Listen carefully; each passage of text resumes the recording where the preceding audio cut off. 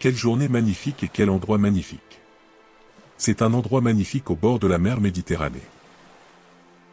Mais quel est cet ancien bâtiment au milieu de cette beauté moderne?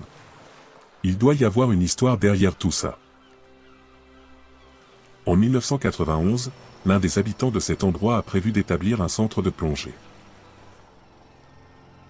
En creusant à une profondeur proche, les ouvriers ont trouvé de nombreux squelettes, ils ont donc rebouché le trou et n'ont pas fini de creuser et sont partis.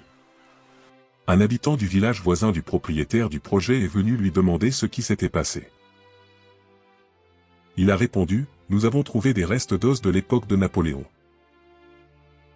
L'homme lui a dit, « Non, que ces os appartiennent à des Palestiniens qui ont été tués en 1948. » Mon père et mon grand-père m'ont raconté qu'un jour le village a été pris d'assaut, les hommes ont été séparés des femmes, les femmes ont été dépouillées de leur or et de leur argent et ont été forcés de quitter le village.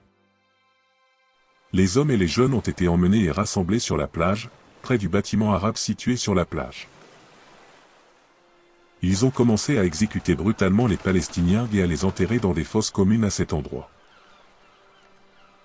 Les survivants de ce massacre ont été déplacés comme réfugiés dans des camps, certains en Syrie, et d'autres dans le village d'Al-Faradi en Palestine. Avant la construction de la station balnéaire de Nacholim, cet endroit était un simple vieux village appelé Tantura.